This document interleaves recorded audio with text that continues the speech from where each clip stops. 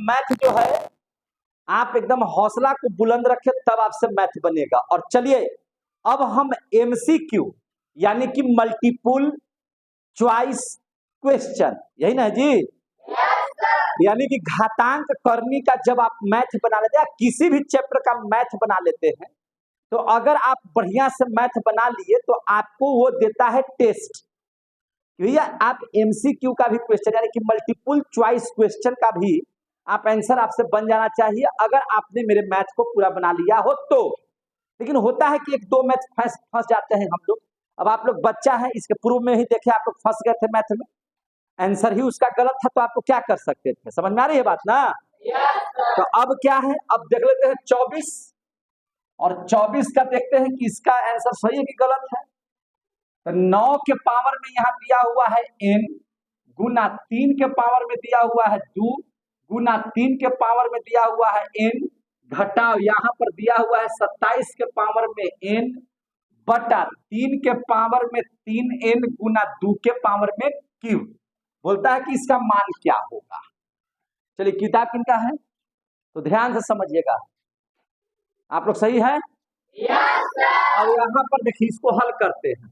9 को लिख सकते हैं 3 का स्क्वायर और यहाँ पर n है गुना 3 का स्क्वायर गुना 3 के पावर में n और 27 को लिख सकते हैं 3 के पावर 3 और ऐसे n। जोर से बोलिए। यहाँ देखिए 3 के पावर 3n गुना 2 के पावर q। कोई दिक्कत है? अब ध्यान से समझिएगा। अब इसको बाहर निकाले तो ये तो हो गया 3 के पावर 2n और गुना 3 के पावर 2 है तो 3 के पावर 2 और गुना 3 के पावर n घटाओ 3 के पावर 3n। हो गया ना इसे जी? यही हो जाएगा कितना 3 के पावर 3n गुना 2 दूनी 4 दूनी 8। अब ध्यान दीजिए जरा सा, यहाँ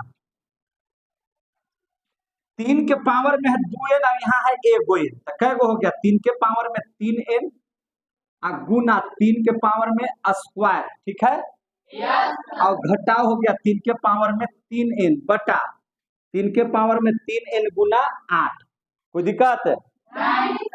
यहाँ भी 3 के पावर में 3n है, यहाँ भी 3 के पावर में 3n है। इसको कर लीजिए कॉमन। क्या कर लीजिएगा? कॉमन। तो यहाँ बच जाएगा 3 का स्क्वायर, इधर बच जाएगा 1, ये हो जाएगा 3 के पावर में 3n गुना 8।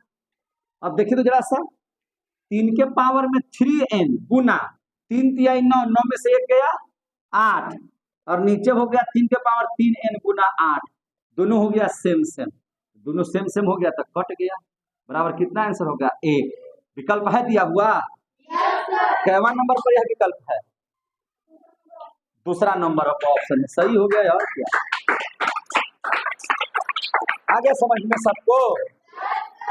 तो इसका आंसर आपका सही दिया हुआ है और यानी कि 24 का दूसरा कोई आंसर दिया हुआ होगा, है कि नहीं? तो ये आपका सही हो गया, मैथ बन के तैयार हो गया। चलिए, है कि नहीं?